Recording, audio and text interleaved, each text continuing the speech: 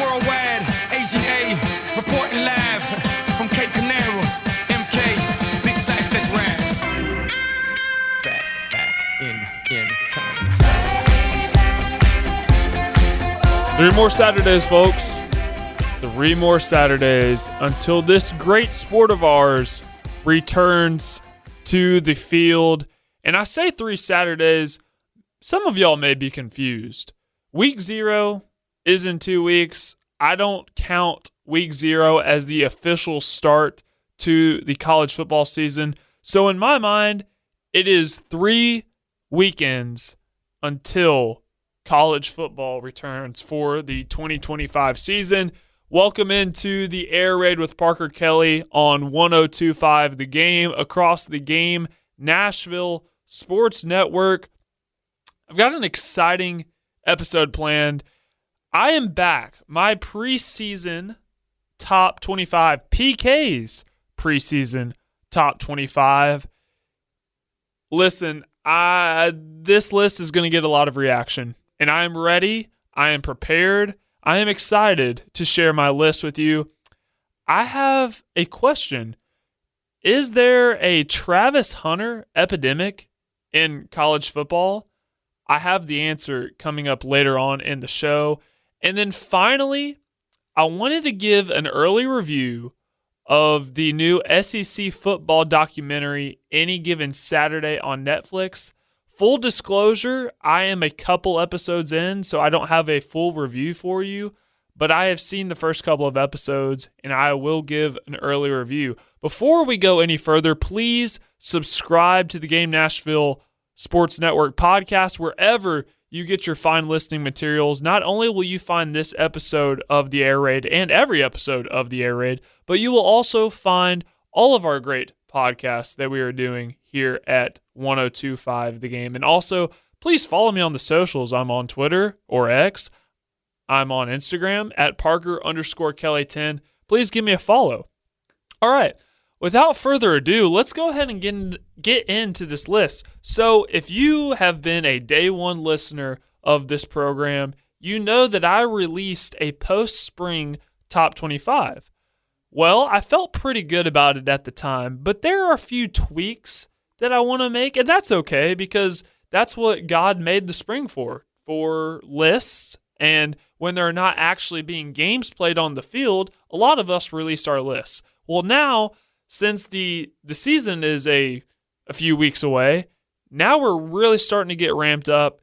So I have my preseason top 25. I'm going to give 1 through 9. And the reason I'm going to give 1 through 9 first is because those 9 teams in my top 25 are the teams that I view as legit national title contenders. The rest are just teams that I think are really good. But my top 9 teams are the teams that I think are legit national championship contenders. So I'll get into those teams first here in this first segment, and then in the second segment, I'll give you the rest of the top 25. All right, at number 1, this doesn't really come as much of a surprise, but it's the Texas Longhorns. In my post-spring top 25, I had Penn State at number 1. I've decided to do a little bit of thinking on this. Now, you could totally make an argument for Penn State at 1. However, they have not proven since 2016 that they are capable of beating a top 5 opponent. So it's more so I need to see it to believe it type deal. But I believe that this year's Penn State is the most talented team that they've had in a while. And I believe that Penn State arguably has the most talented roster in all of college football. I believe that you could say that with a straight face and no one would give you a side-eye look. However, again, it's just more so I need to see them beat a top 5 team in order for me to believe it, and I believe that that is a totally fair stance. So I have Texas in my preseason top 25. I have them as the number 1 ranked team for obvious reasons. I also believe that they have one of the most talented rosters in college football. The biggest question mark is really going to be at quarterback at Arch Manning. We've seen sample sizes of him. He had 2 starts last season, but for the large part, he is unproven. Now, a lot of us may be sky high on him, myself included. I think he's going to be great, and he very well may be, but we just need to see it. But overall, I think what Texas has around him, one of the most talented rosters in college football. So Texas is my number one team. And I mentioned Penn State as number 2. Again, I believe that if you held a gun to my head and you asked me, who's the most talented roster in college football? As of right now, I'd probably say Penn State. They returned the most production out of any team from 2024 for this 2025 season. Drew Aller obviously needs to take a step, but they get both of their running backs back in Nicholas Singleton and Katron Allen. They go out and they get a trio of receivers from the transfer portal, has a chance to be the best trio of pass catchers in the country this upcoming season. Defense is going to be really good. They went out and they got Ohio State's defensive coordinator, Jim Knowles, best defensive coordinator in America. And they have Andy Kotelnicki on the offensive side, who came over from Kansas a year ago. He's in year 2. So how does that offense take a step forward? Penn State is my number 2 team. At number 3, this has not changed from my post-spring top 25, but it is the Clemson Tigers. Clemson also returns a ton of production. I believe they're sitting right around the 80% mark.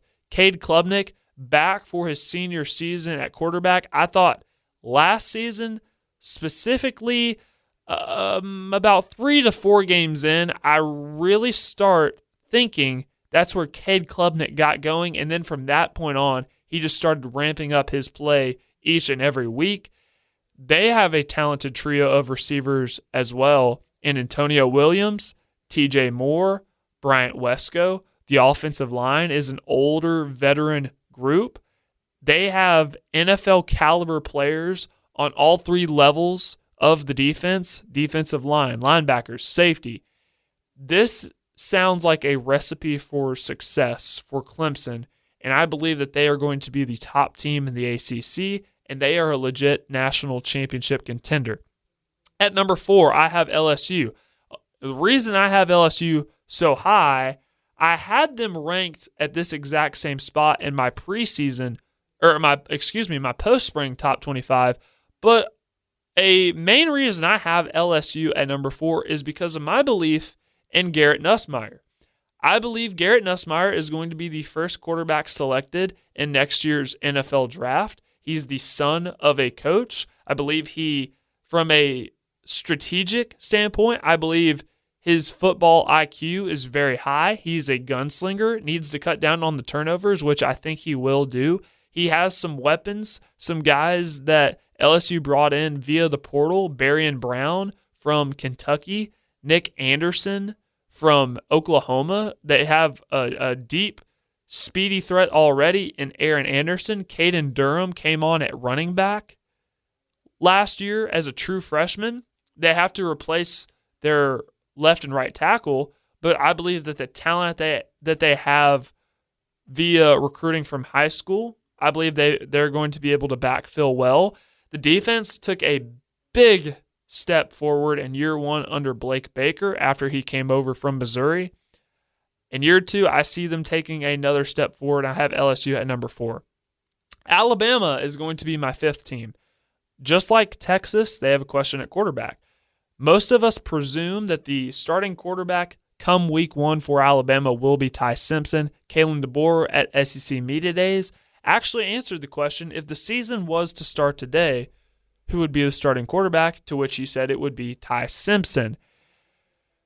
Now, Ty Simpson has been around for a while, and what I believe is going to help Ty Simpson is the addition of Ryan Grubb, who is reunited with Kalen DeBoer. After a short 1-year stint with the Seattle Seahawks, Ryan Grubb comes back to Tuscaloosa. They were together in Washington, him and DeBoer. Now they're back in Tuscaloosa. I believe that this is going to help Ty Simpson tremendously. And what may not be talked about enough with Alabama is the talent on the defensive side of the ball. I think that is going to be their calling card this year, and Alabama is my 5th ranked team.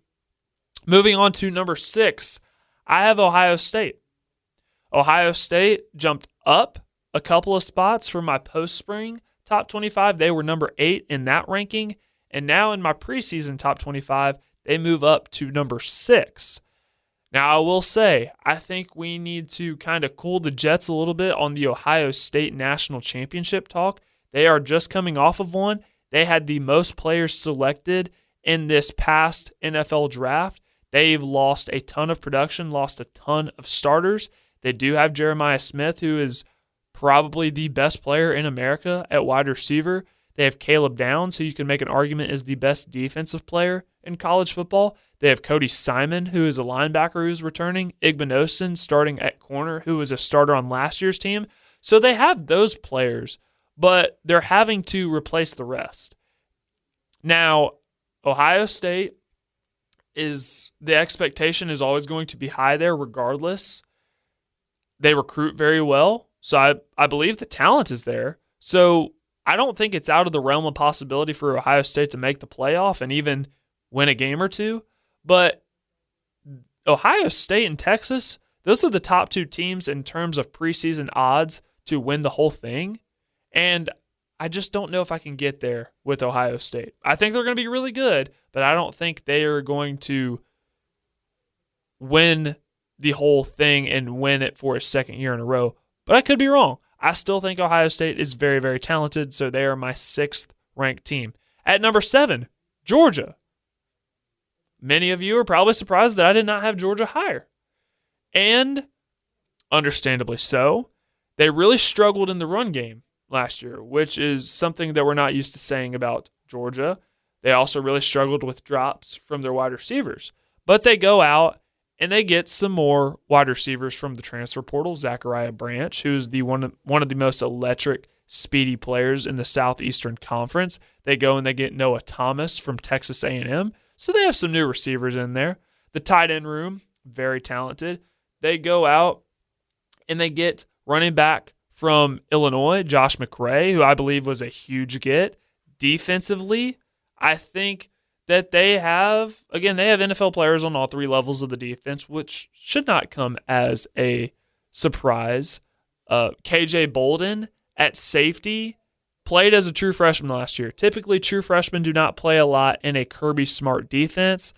He was one of the rare exceptions, and he played very well, and now he's going into year 2. CJ Allen at linebacker, very, very talented player who could make some noise this year. He was talked about a lot at SEC Media Days, and I see him being a great player for the Dogs this year. And this is the big one that we need to be talking about. Georgia got a transfer linebacker from Army named Elo Mendoza. He is going to be, in my opinion, I think he is going to be the best player on that Georgia defense in 2025. His versatility, what he's able to bring to the table, very physical player. I mean, you got to be physical if you're coming over from Army. I think he's going to be the best defensive player on that Georgia team, or the Georgia defense in 2025. That's a name that you need to be on the lookout for. At number 8, I have Notre Dame. Notre Dame did lose some players to the NFL draft, but they actually had some offensive linemen transfer out. But that just goes to show that the players that Notre Dame has behind them, they trust enough because the previous offensive line starters transferred out. So I trust that Notre Dame offensive line immensely. Jeremiah Love, the best running back in America in the preseason, is back. He's electric. Now, the starting quarterback situation, we think it's going to be C.J. Carr, but Kenny Minchey is also putting his name in the mix.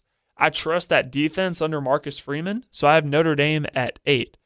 And my 9th ranked team, the Oregon Ducks. They have another question at quarterback. That's kind of a common theme throughout this top 9 because Dante Moore, his first year as a starter in Eugene, or is presumed to be the starter, Oregon got great use out of the portal. They got Isaiah World, an offensive tackle from Nevada, who's the number one offensive tackle in the portal. Mekhi Hughes from Tulane, who is about as dynamic of a running back as they come. You got Dylan Thieneman, a safety from Purdue, who's also the number one ranked safety in the portal. Emmanuel Pregnon, an offensive guard from USC. So lots of good use in the transfer portal for Oregon. Is it able to gel? And I think it will, and that's why I have Oregon at number 9. So real quick, going to go through my top 9. Again, these are my national title contenders. I have Texas at 1, Penn State at 2, Clemson at 3, LSU at 4, Alabama at 5, Ohio State at 6, Georgia at 7, Notre Dame at 8, and Oregon at 9. We're going to go ahead and head to a break. When we come back, I'm going to give you 10 through 25 of my preseason top 25. Stay tuned for that. Oh, play me some mountain music. I'm just going to let this one play. Every time I hear this song, I think of when College Game Day went to App State. And I'm blanking on the year, but I know this song was played, and every time I hear it, I think of that, and it's a great song. Okay, moving on with the rest of my preseason top 25, we pick up at number 10, the Miami Hurricanes. Miami was piss poor on defense last year. They could not stop Molasses in December. They have since fired their defensive coordinator. They went and they hired Corey Heatherman, the defensive coordinator from Minnesota. I think this is an exceptional hire for the Hurricanes, and I expect them to improve defensively. How much, that is to be determined. Offensively, I trust that offensive line group, a ton of big bodies in the trenches, a very physical group. Carson Beck at quarterback. Most people forget that we were talking about Carson Beck as the potential number 1 overall pick in the 2025 NFL draft before last season started. And now that this season is upon us and Carson Beck is at a new school, I hear a lot of people saying that he sucks. But we cannot forget that this guy still has a lot of talent.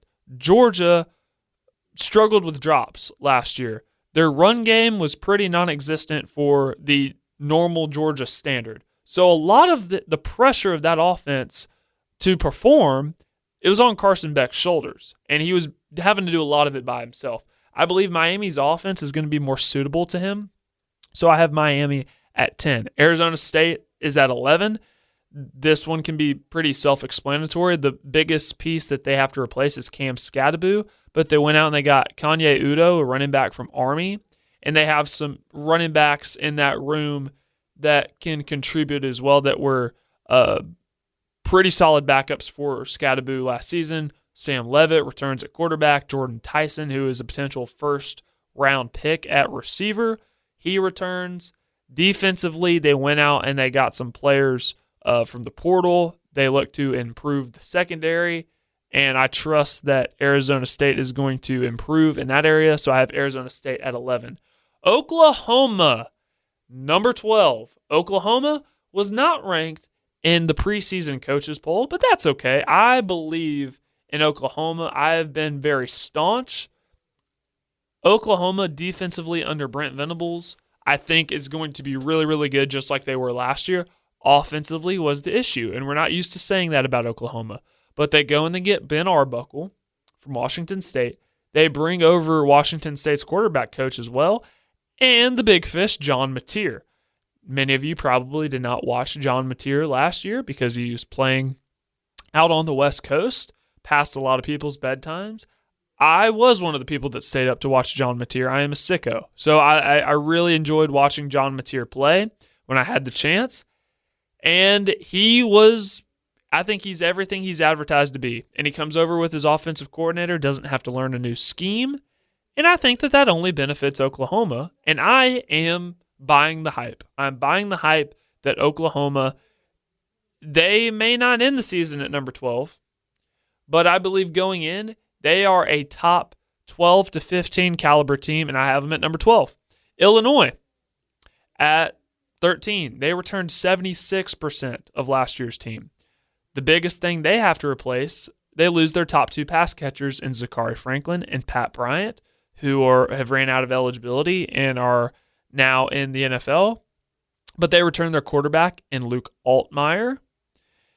Defensively, Brett Bielema, baby. I mean, I defensively, I don't see that being an issue. Gabe Jukas at linebacker. One of the most underrated linebackers in the country that we need to be talking about more. Illinois is at 13. Number 14, I have the Florida Gators. Now, Florida, in my post-spring top 25, I had them at 10. They have since dropped a couple of spots, not because I don't believe in the talent of that roster. I'm actually going to talk about Florida a little bit later on, but I'm a little bit concerned about the health of DJ Lagway. If DJ Lagway is healthy, Florida is a top 10 team, and they could win almost any game on their schedule. They're a very tough schedule at that, but I believe a lot of that determines on the health of DJ Lagway. So I'm not going to get any more into that because I want to talk about them later. At number 15, I have South Carolina. They have Lenore Sellers. They have Dylan Stewart, who's coming off the edge, who was one of the best pass rushers as a true freshman last year. They have Nick Harbor, a speedster out at wide receiver. But outside of that, I have some questions. And I wouldn't label them as concerns at this point because, again, the season has not started. Just a little bit of a question mark right now. Michigan at 16. Michigan, I have no worries about them defensively. They actually won a lot of games defensively last year. But here's the thing. They didn't have an aerial attack last season. In fact, they ranked pretty close to dead last in terms of passing yards per games. They were right there with schools like Army and Air Force and the service academies. Not very good. They get Bryce Underwood, who's the number 1 overall recruit in last year's recruiting cycle. I don't know if he's going to be the starter, but Michigan has to be better through the passing game if they want to make some noise this year. I think defensively, they can win some games just based on their defense alone. And I think they'll have a good running game, as they typically do. But if they're able to elevate the passing game, that's when Michigan is able to get in the mix and maybe even knock on the door of a playoff spot. Texas A&M at 17. Texas A&M has one of the deepest offensive lines in the entire SEC. They could have one of the top rushing attacks in the entire nation. They have a 3-headed monster at running back. They have guys on the outside that I take it as my personal mission to make you more aware of. KC Concepcion comes over from NC State. This guy, he was a 1,000-yard receiver as a true freshman, had 10 touchdowns. He is now entering his junior season, comes over to College Station. Please familiarize yourself with him because he is legit. They get Amari Nyblack, tight end from Alabama. Marcel Reed, second year as the starter. I want to see more out of the passing game out of him. I know he's a good athlete. I want to see more out of the passing game. Defensively, they have NFL guys all over the place, and Mike Elko's running that thing. So you know it's going to be good. So I have Texas A&M at 17.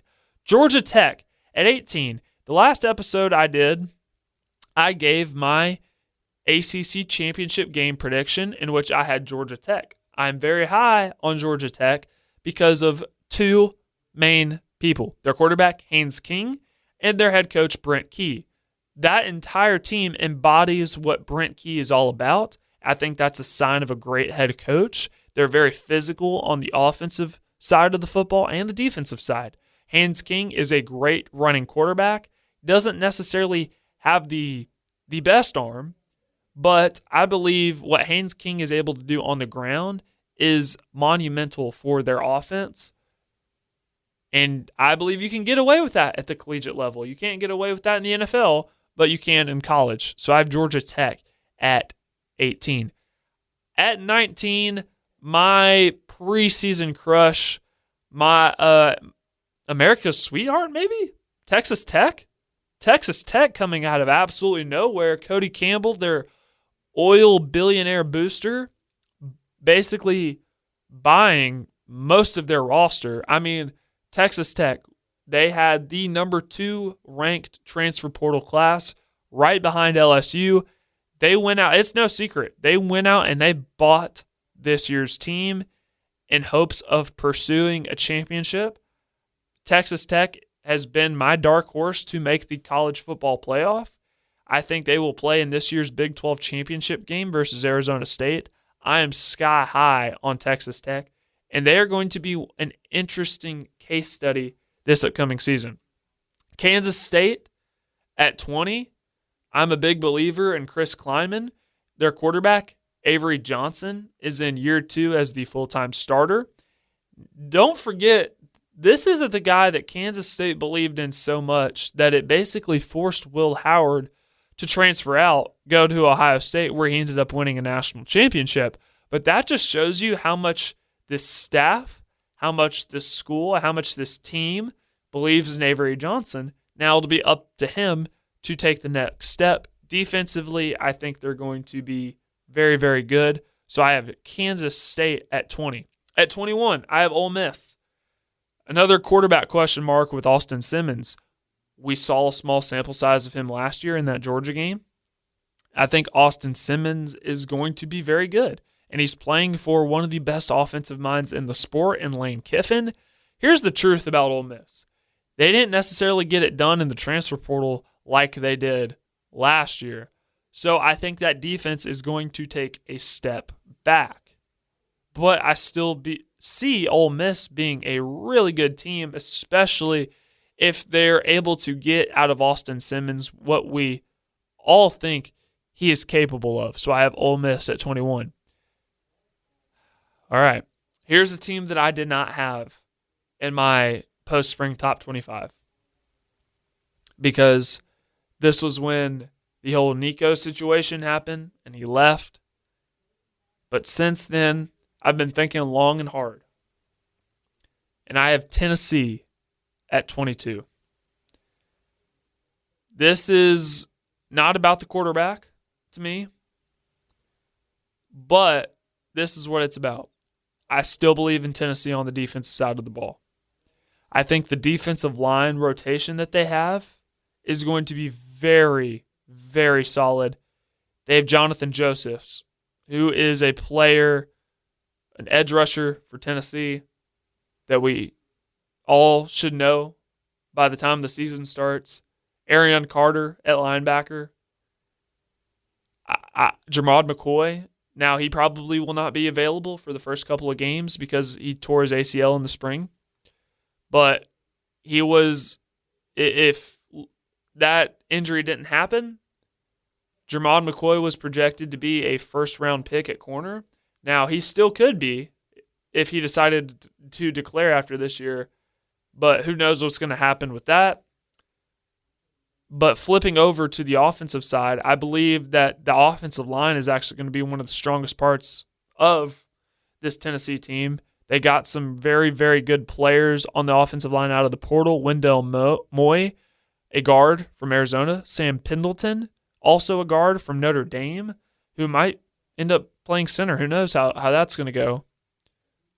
Tight end Miles Kitzelman, really, really solid player who came in last season. Everyone thought he was going to just be a special teams, just another warm body on the roster, but ended up being the starting tight end and a really good player for the Vols. And we don't know how that quarterback situation is going to play out. All of us are going to be keeping an eye on it. But whoever it ends up being, doesn't Josh Heupel deserve the benefit of the doubt, considering what he did with a guy like Hendon Hooker, who couldn't keep the starting job at Virginia Tech, considering what he did with Joe Milton, who also had a similar situation at Michigan, couldn't keep the starting job. If he's able to squeeze every last drop of talent out of two guys like that, what do you think he's going to do with a guy like Joey Aguilar, who 2 seasons ago at Appalachian State had a very, very good season, set numerous school records? What he's able to do with a guy like Jake Merklinger, who is a highly rated 4-star coming out of high school, we'll have to see how it goes. But I personally am going to give the benefit of the doubt to Josh Heupel. Indiana at 23. They were the Cinderella team last year. They went out and they got a transfer quarterback to replace Curtis Rourke. They got Fernando Mendoza from Cal, a guy that a lot of NFL scouts are high on. Their leading receiver, Elijah Surratt, is back for, I believe, his final season of college football. Indiana has NFL players on the defensive line, at linebacker, and at safety. I don't know if they'll make the playoff again, but I do know Indiana has some talent. So I have them at 23. At 24, Louisville. Miller Moss comes in at quarterback. I believe Jeff Braun, one of the most underrated coaches in the sport. I believe Miller Moss is a very talented quarterback. And Louisville has been able to make the most of transfer portal quarterbacks. Defensively, I think they're going to be very, very good as well. And the run game for Louisville, I trust, with Isaac Brown, who's going to be a sophomore running back, who's very, very good for them last year. And my last team, SMU at 25. Really like Kevin Jennings at quarterback, but I have a lot of questions on the rest of the roster. I think Rhett Lashley is a great coach. They lost a lot of defensive production. They lost their running back, Brashard Smith. So, again, I would just label those as questions right now, not necessarily concerns. But I do trust Rhett Lashley, and I like Kevin Jennings, so I have SMU at 25. So I'm going to go through my 10 through 25. Miami at 10, Arizona State at 11, Oklahoma at 12, Illinois at 13, Florida at 14, South Carolina at 15, Michigan at 16, Texas A&M at 17, Georgia Tech at 18, Texas Tech at 19, Kansas State at 20, Ole Miss at 21, Tennessee at 22, Indiana at 23, Louisville at 24, SMU at 25, and that is my preseason top 25. I will change it every week once the season gets going based on results of games and injuries, things like that. So make sure that you stay tuned into the air raid because this thing is going to, once the season gets going, we're really ramping up and some big things to come here on the podcast. But don't go anywhere. When we come back, are we having a Travis Hunter epidemic in college football? You're going to want to hear my answer coming up next.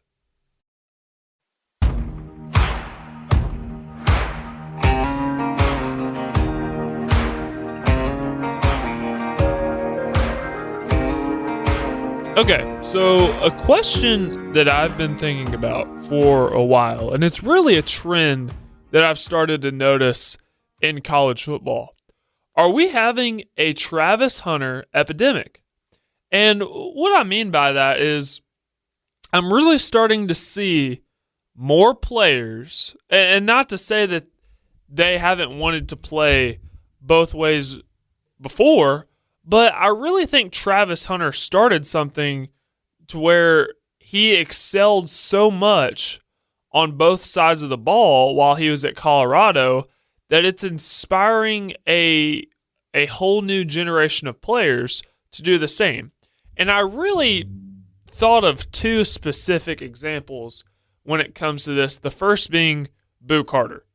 Now, Boo Carter is a sophomore safety at the University of Tennessee. As a true freshman last year, he primarily played defense. He got involved a little bit on special teams, especially towards the end of the year in the punt return game. There was a whole ordeal this offseason at Tennessee besides the whole Nico Iamaleava situation where Boo Carter basically we were unsure if he was going to return to the University of Tennessee. But reports came out that he was offered a little bit more money and he was promised that he could get a little bit of playing time on offense. Now, Boo Carter there's been a lot more that's happened since that point that I'm not really going to discuss on this specific episode, but Boo Carter is a player that, while I think he is very talented, I think he can play a little bit on offense and really excel because we saw the speed and the electric factor that he can bring to a game, especially when he got his chance to return punts for the Vols. And He was also I believe he was a third-team All-SEC player preseason in terms of his role as a defensive back. So that's the first example that I think of. The second one is a name that you probably haven't heard yet, but I'm sure that he's going to be turning a lot of heads this fall, and that is Coy Parrish at Minnesota. Now, Coy Parrish is a true freshman, just got to campus. He's listed as a defensive back on the roster, but he's also going to play a little bit of receiver. There's this clip going around on social media of Parrish wearing a half and half jersey where half of his jersey is white and the other half is maroon, signifying that he's playing both offense and defense for the Gophers. And then a third, I do have three. I said two, but I have three. The University of Tennessee just got a commitment from elite athlete Celeste Moa, who is from Utah.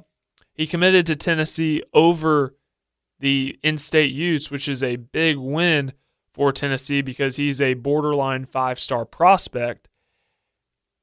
But Celeste Moa is projected to be a safety and a wide receiver at the next level.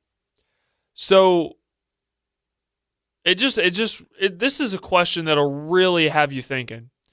Did Travis Hunter spark a new generation of football players to play both sides? Did Travis Hunter excelling on both sides of the football make it cool to play both ways? It's just a fun exercise to think about, and I certainly think he has, given these three examples, and there are plenty more examples out there as well. I wanted to quickly turn the page to the University of Florida, and we've been doing season previews for teams each week leading up to the start of the 2025 college football season. I've been very high on Florida. I had them ranked 10th in my post-spring top 25, and as I just did my preseason top 25, you heard that the Gators are coming in at number 14, and I believe in the coaches poll, they are also ranked pretty high. I believe the number was 17. I'm not entirely sure. I have to go back and double check. But regardless, Florida is getting a lot of attention, and rightfully so, because of their quarterback, DJ Lagway. DJ Lagway was 6-1 last year as the Gators' starting quarterback, and that one loss came against Georgia. But in that Georgia game, DJ Lagway had to exit the game early with an injury. So if you're a Florida fan, you got to have confidence that if DJ Lagway is in the game at quarterback, you have a chance. And I certainly think that if DJ Lagway is healthy, Florida is 100% a top 10 team. Here's the problem. DJ Lagway has not been healthy this offseason. This was during spring football, he had a shoulder injury and was not throwing a whole lot, and eventually he worked his way back to where he was throwing 3 times a week and more and more and more. But he missed the entirety of spring ball. Then it recently came out that DJ Lagway was spotted in a boot. Billy Napier addressed that during one of his media availabilities, and DJ Lagway is out of the boot now, but there's a little bit of concern there because DJ Lagway also got roughed up during the regular season. So the health of DJ Lagway is a concern. But here's the positive. If DJ Lagway is healthy, and if you're a Gators fan, you're banking on the fact that he will be. If DJ Lagway is healthy, Florida is a top 10 caliber team and can beat almost anyone on their schedule. Now, I'm not going to go through Florida's schedule because we all know that it is a gauntlet, and I will just go ahead and put it out there that Florida does have the number 1 ranked strength of schedule in the entire country, which really should not come as a surprise. A little bit of concerning news as well. Dallas Wilson, who is a very talented wide receiver that committed to the Gators and has been going through spring ball, been going through fall camp. He sustained a lower leg injury that has sidelined him this week in practice.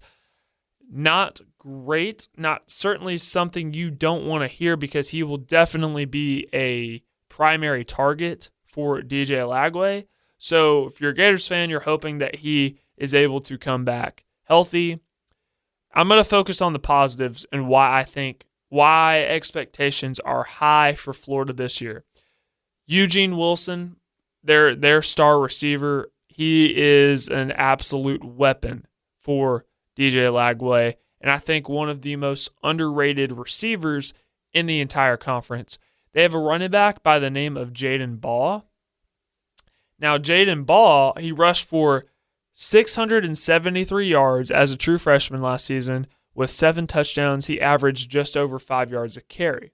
Pretty solid numbers for a true freshman. Now he'll be the primary back for the Gators, and I expect his numbers to increase significantly. This is a guy who is elusive, can make you miss, but he also has the factor of he'll try to run right through your face. So Jaden Baugh is a name that I highly recommend you get familiar with, because you'll be hearing him a lot on TV. And not to mention, Florida has an incredibly talented starting offensive line. Jake Slaughter, their center, preseason first team All-SEC. Austin Barber, their left tackle, preseason first team All-SEC as well. You flip over to the defense, they have a ton of talent on that defensive line. Caleb Banks, preseason second team All-SEC. He had 4.5 sacks last season, and he was added to the Nagurski Trophy watch list for the preseason, which is awarded to the best defensive player each year. Last year, that award was given to Kyle Kennard of South Carolina. We all know how good he was, so that just goes to show that there are high expectations for Caleb Banks. He certainly has the possibility of being one of, if not the best, defensive lineman for the Gators this year. But he's also in the same room with a guy named Tyreek Sapp, who is an edge rusher who led the Gators with 7 sacks last season, 13 tackles for loss, and 2 forced fumbles. Tyreek Sapp, preseason third team All-SEC. So the Gators are incredibly deep, and if they have a healthy DJ Lagway, they're going to compete with anybody on that schedule. And I just think it's so funny how this time a year ago, people were calling for Napier's job. They were trying to figure out who the replacement was going to be for Billy Napier in Gainesville. I remember the conversations of what if Lane Kiffin leaves Ole Miss and goes to Florida. I remember all those conversations. This just goes to show that sometimes you just have to let things play out. And I'm really excited to see how the Gators are this year. And I've been saying for a while, and I'm going to make it abundantly clear on this show, if Florida goes 9-3 this year, that absolutely 100% in my mind warrants a playoff spot. Because a 9-3 Florida team with that kind of schedule can beat almost anybody in the country. So, again, we'll just have to see how things play out, but it's certainly something to chew on, something to think about. This could be a very interesting team in the SEC. I think them and Oklahoma are kind of in the same boat where they have really tough strength of schedules, but they have the talent on both sides of the ball where they could surprise a lot of people. And we'll have to see how it goes. We have one more segment left to go here on the Air Raid with Parker Kelley. I'm going to give my early review of the new SEC football documentary, Any Given Saturday. You're not going to want to miss it.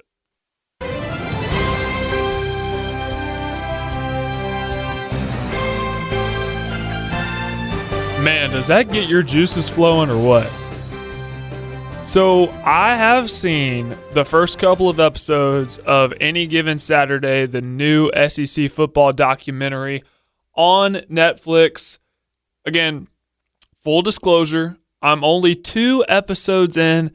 I'm getting ready to start the 3rd episode, which is about Vandy and their win over Alabama, so I'm certainly excited to get to that.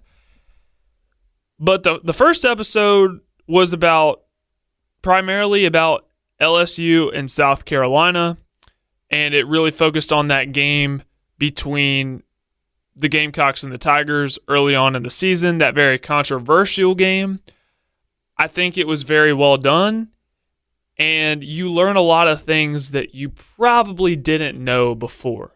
And episode 2 focused entirely on the Florida Gators. It takes you behind the scenes of the quarterback room specifically, and you kind of see the working relationship between Graham Mertz and DJ Lagway, and how DJ Lagway got his opportunity to be the Gators starting quarterback due to injuries that Graham Mertz suffered. And honestly, I walked away from episode 2 really rooting hard for Graham Mertz, because he's a guy that I did not think would get a legit NFL opportunity, but he ended up getting drafted by the Houston Texans. I believe it was in the 6th round, I want to say.